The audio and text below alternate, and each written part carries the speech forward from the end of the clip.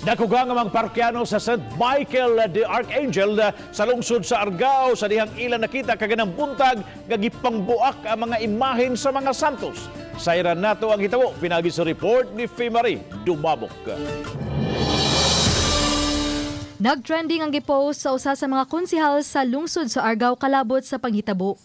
Sa mga hulagway, makita nga natumba og naguba na kining imahe ni San Rafael. Samtang nagpasad usab ang mga bildo nga gikan sa istante sa imahe ni San Miguel Arcangel. Dali kini gisusi sa kapulisan aron pagsuta kinsa ang responsable. Mato ni Police Captain Jeremy Shela Gortiza, hepe sa Argao Police Station, nga ilang nasayran nga ang mihimo sa ingon mao ang 44 anyos nga lalaki.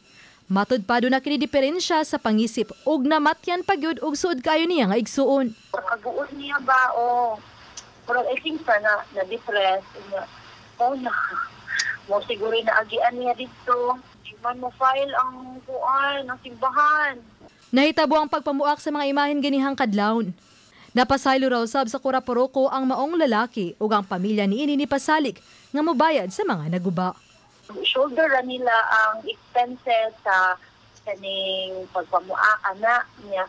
Ang karon ang pasyente, ang kaning ato ang suspect, ilang nang o padulong na sila sa Soto. Oba ni June Solon. Ako si Marie Dumabok.